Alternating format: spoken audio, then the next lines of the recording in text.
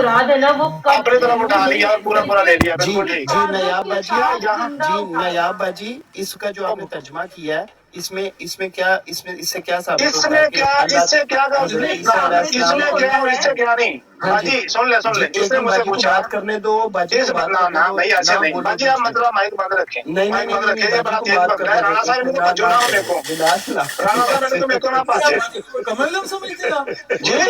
बाजी को कमल समझते हैं। और भाई बात तो मुझसे कर रहा था, राणा साहब आप तो कर रहे थे बिलाल, बिलाल काबू करता है तुम्हारे, बिलाल को काबू करे, बिलाल को काबू करे ना, बिलाल को, बिलाल को काबू करे ना। एक मिनट मैं जी बड़ा तेज है, करो काबू जी। छड़ के नसन वाली गल करनी इतना ही होता राणा अली वाला साहब, खुदा दी कसम 2 मिनट आया राणा साहब करे मुबशर रजा इनका सही इलाज कर, मुबशर रजा बोलो कहता मैं गाली नहीं करनी, मैं औरत में गल करनी, तेरे नहीं मेरी करनी। गल सुन, मेरी गल सुन, शाली साहब दे मनन वाले औरत ओ मिर्जा कादियानी दे मनन आ गया गल सुन, ओए मेरी गल सुन, ओए ओ ठहर जा, ओए मकीन मनन वाले ओ मिर्जा कादियानी दे मनन आ गया, मेरा गल कर, एक मिनट ठहर जा, मकीन दे मनन वाले, ओ मिर्जा कादियानी दे मनन आ गया, मेरे नाल गल कर डायरेक्ट। बद्दू दे मनन वाले, ओ मिर्जा कादियानी दे मनन आ गया, मेरे नाल गल कर। अच्छा ठहर जाओ, किसे बद्दू दे मनन ओ वाले, मिर्जा कादियानी दे मनन आ गया, मेरे नाल गल कर।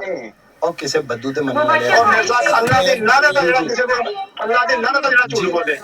अल्लाह दी लानत। मिर्जा साहब आखिया कि हराम ज्यादा रसूलुल्लाह दी तौहीन करदा है, अल्लाह दे नबी सल्लल्लाहु अलैहि वसल्लम दे बारे च जेड़ा हद तक अमेज अल्फाज करे ओदे हरामी होण च शक ही कोई नहीं। मिर्जा साहब आखिया मलफूजात दे विच कट गाला जी नहीं, मैं तो नहीं गाल कड्डी, मिर्जा साहब आखिया ये गाल है, ये गाल है, इनु गाल समझदा तू, गाला कट, तू इनु गाल समझदा है, तू गाला कट। अस्तगफिरुल्लाह ला हौला वला कुव्वता इल्ला बिल्लाहिल अलीय्यिल अज़ीम। मैं तो कुछ कहा नहीं, मैं तो तेन कुछ कहा ही नहीं। मैं कहा मिर्जा साहब आख्या है कि जेड़ा बंदा रसूलुल्लाह सल्लल्लाहु अलैहि वसल्लम दी साथ दे बारे किसी किस्म दा हद तक अंग्रेज जुमला कहे वो हरामी नहीं तो और क्या है। मैं तो तेरा नाम ही नहीं लिया, मैं किसी का नाम ही नहीं लिया। ओए मिर्जा साहब ने आख्या ना उन्हें कुछ कहो बुरा भला मेहरबानी करो। ये मिर्जा साहब आख्या अल्लाह दी कसम मिर्जा साहब आख्या मुल्फुजात दे विच जिल्द नंबर 3 आख्या मेरा पुत्र तो गाली कढन दे आ गया। मैं की गाल कढी है? क्या तुम नहीं समझ रहे रसूलुल्लाह की गाल? इस तो बड़ी तेरी गाल है। क्या तुम लोग ही नहीं समझते कि जो रसूलुल्लाह की हत्या करे वो हरामजादा है? आप नहीं समझते? देख मेरा बिलाल भाई इस तो बड़ी के गाल है कि तुम मिर्जा साहब का नाम ले लिया। अल्लाह की कसम है मुझे इतना दुख हो रहा है ना आप लोगों के ऊपर। मैंने मिर्जा साहब की बात पढ़ी और आपने कहा कि ये गाली है। और ठहर जा, किसे बद्दू दे मनन वाले तो यार मिर्जा कादियानी ने कहा कि जो रसूलुल्लाह की शान में कोई हद तक अमीर जुमला कहे वो हराम ही नहीं तो और क्या है। मिर्जा साहब ने डायरेक्ट कह दिया कि वो हराम ज्यादा है। और किसे बद्दू दे मनन मिर्जा कादियानी ने कहा कि जो रसूलुल्लाह सल्लल्लाहु अलैहि वसल्लम की शान में कोई हद तक अमीर जुमला कहे वो हराम ज्यादा नहीं तो और क्या है। आप मुझे बताएं कि जिस बंदे को इस लफ्ज में तकलीफ होगी इसका मतलब यह है कि रसूलुल्लाह सल्लल्लाहु अलैहि वसल्लम की तौहीन कर रहा है या वो रसूलुल्लाह सल्लल्लाहु अलैहि वसल्लम की तौहीन करने वाले के साथ है या उसे इस चीज से इस लफ्ज में तकलीफ हो रही है जो मिर्जा कादियानी ने कहे हैं। अब मिर्जा कादियानी ने ये बात कही है तो इसमें मेरा क्या कसूर है? आप मिर्जा कादियानी को कहें कि वो गाली दे रहा है, मैं तो नहीं गाली दे रहा। अगर आपकी नजर में ये गाली है तो मैंने तो ये लफ्ज इसलिए पढ़े कि आप मिर्जा कादियानी को नबी मानते हैं। इसमें मैंने क्या गलती कर दी भाई? मिर्जा कादियानी ने जब ये बात की थी तो मुझसे पूछकर की थी और मैं उसके साथ मुत्तफिक हूँ इस बात पे। मैं मिर्जा गुलाम अहमद कादियानी के साथ इस बात पे मुत्तफिक हूँ कि जो रसूलुल्लाह सल्लल्लाहु अलैहि वसल्लम की शान में हद तक अमीर जुमला बोले वो हराम ज्यादा नहीं तो और क्या है, उसे हराम ज्यादा ही कहा जाएगा ना, जाहिर बात है। और मिर्जा कादियानी की बात अगर एक कादियानी नहीं मानता, एक मरजोटा नहीं मानता तो मैं क्या करूं? मां दे बच्चा तेन कुरान दी 27 आयतां दी नै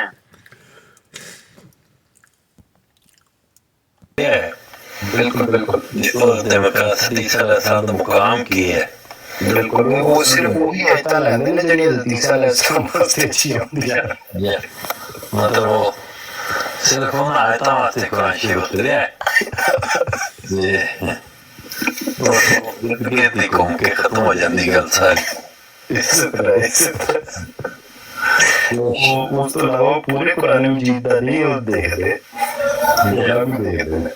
ये शाह जी आए ने सैयद बादशाह ने ये बड़ा कमाल का कलाम करते ने समझाते ने गल्ला माशाल्लाह साहब ਤੁਹਾਨੂੰ ਨਹੀਂ ਸਮਝਾ ਸਕਦੇ। अस्सलाम वालेकुम जी वालेकुम सलाम।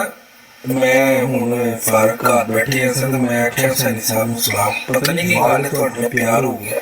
ਤੁਸੀਂ ਬੜੀ ਦਿਲ ਬੈਠੋ ਤੇ ਫਿਰ ਹੁਣ ਤੁਹਾਡੇ ਨਾਲ ਤੇ ਸਾਡਾ ਤੇ ਮੈਂ ਤੁਹਾਨੂੰ ਨਾ ਇੱਕ ਦੱਸਣਾ ਕਿ ਕੱਲ ਜੀ ਜੀ ਬਰੈਂਪਟਨ ਦੇ ਵਿੱਚ ਸਿਟੀ ਹਾਲ ਤੇ ਸਾਡਾ ਤੇ ਮੈਂ ਤੁਹਾਨੂੰ ਨਾ ਇੱਕ ਦੱਸਣਾ ਕਿ ਕੱਲ ਜੀ ਜੀ ਬਰੈਂਪਟਨ ਦੇ ਵਿੱਚ ਸਿਟੀ ਹਾਲ ਦੇ ਇਮਾਮ ਹੁਸੈਨ ਅਲੈਹਿਸਲਾਮ ਦੀ ਯਾਦ ਵਿੱਚ ਇੱਕ ਵੀਕ ਲਈ ਉਹਨਾਂ ਦਾ ਪਰਚਮ ਬੁਲੰਦ ਕੀਤਾ ਜਾ ਰਿਹਾ ਜਨਾਬ ਸਿੱਕਾ। ਹਾਂ ਮਜ਼ਾ ਆ ਗਿਆ ਵਾਹ ਸਟੇਟ ਮਿਨਿਸਟਰ ਨੂੰ ਵੀ ਐਡ ਕੀਤਾ, ਸਵਾਈ ਨੂੰ ਵੀ ਐਡ ਕੀਤਾ ਯਾ ਤੇ ਮੇਅਰ ਸ਼ੇਰ ਨੂੰ ਵੀ, ਤੇ ਸਾਰੀ ਕਮਿਊਨਿਟੀਜ਼ ਇਕੱਠੀਆਂ ਹੋ ਗਈਆਂ। ਮਾਸ਼ਾਅੱਲਾ ਤੇ ਮੇਰਾ ਇੱਥੇ ਕਾਫੀ ਜ਼ਿਆਦਾ ਸਭ ਨਾਲ ਹੀ ਬੈਨ ਉੱਠਣੇ, ਉਹਦੇ ਵਿੱਚ ਸਾਡਾ ਕੰਮ ਵੀ ਹੈ।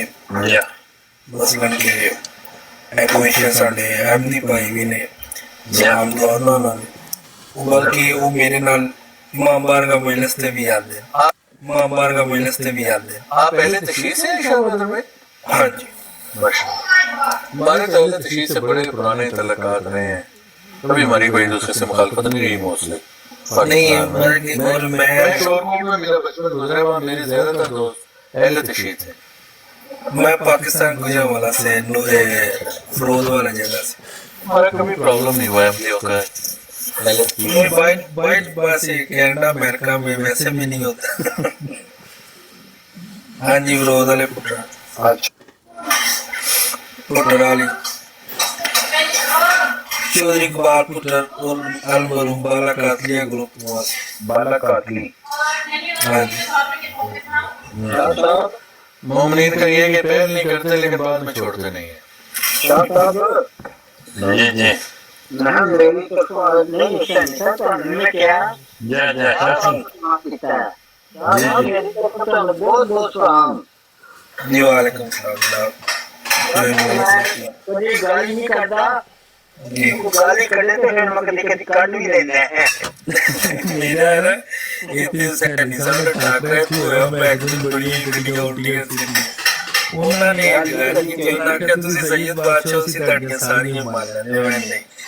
ਫਿਰ ਮੈਂ ਕਹਿੰਦਾ ਨਾ ਉਹ ਨਹੀਂ, ਉਹ ਇੱਕ ਬੰਦੇ ਦਾ ਇੱਕ ਦੇਖੋ ਤੁਸੀਂ ਹਰ ਇੱਕ ਦੀ ਆਪਣੀ ਰਿਸਪੈਕਟ ਸੈਣੀ ਸਾਹਿਬ, ਮੈਂ ਨਾ ਇਹਨਾਂ ਨੂੰ ਦੇਖਿਆ ਨਾ ਵੇਖਿਆ ਨਾ ਮਿਲਿਆ, ਲੇਕਿਨ ਇਹਨਾਂ ਕੋਲ ਨਾਲੇਜ साहब ਉਹਨਾਂ ਦਾ ਨਾਲ ਤੇ ਬਹੁਤ ਹੈ, लेकिन कभी गलत बंदे टांग लेते हैं।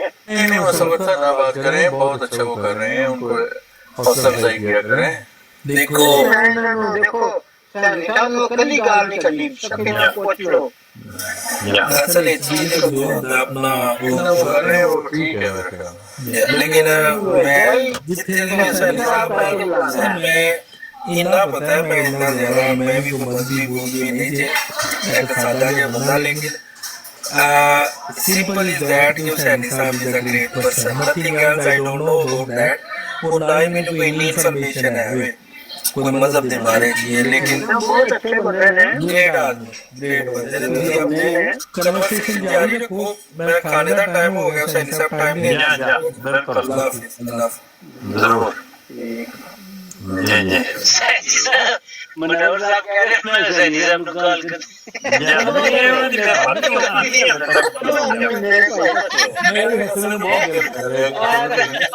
मनोहर साहब बहुत मेहरबानी है।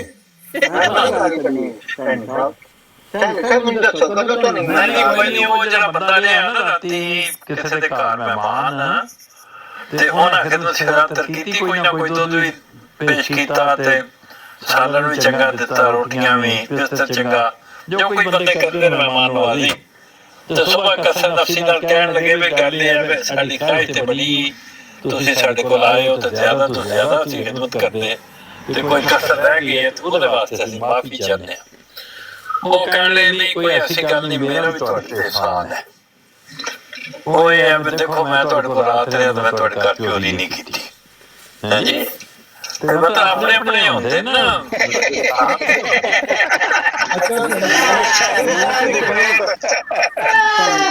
ये तो है सही साहब एक बात जो आज आपने कही ना कि कुछ एम भी आके मुझे कर जाते हैं, मैं आपको बात बताऊं, एम भी नहीं, ये इसमें कोई तखसीस नहीं एम दी गैर एम दी, इसमें खिलाफ आपसे दूसरे लोग भी करते हैं, लेकिन मैं फिर भी यही कहूंगा, एमपीओ को भी यही कहूंगा कि रवैया नरम रखें। जो ये कर रहे हैं हम उनके हकायत तो नहीं तब्दील कर सकते, लेकिन जितने प्लेटफॉर्म दे रहे हैं सबको बात करने का मौका दे रहे हैं, और माशाल्लाह पिछले 2-3 हफ्तों में बहुत बेहतरी आई है।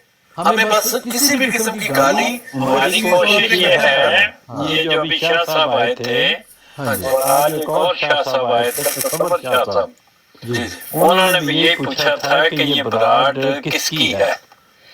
तो मैंने कहा था कि ये बराड उन तारों से बनी हुई है जो बिजली की करंट से बनते हैं और टेलीफोन से हुकअप होते हैं। जिन जिन लोगों के पास बिजली वाला टेलीफोन हो वो फिर इस पे हुकअप हो जाए। हम सारे इस वजह से बैठे हैं ना कि हम सब ने कुछ बिजली हासिल की है और फिर वाईफाई, और फिर उसको हमने वाईफाई भी सारी चीजें बिजली की उन्होंने मिन्नत है ना उसी के साथ जुड़ी हुई हैं, उससे हम आके जुड़ गए। ये सारी बात करंट से ताल्लुक है। अगर वो करंट खींच लिया जाए, वो वाईफाई के तौर पे करंट हट जाए या फोन जो चार्ज होता है वो ना रहे तो हमारा रास्ता कट जाता है।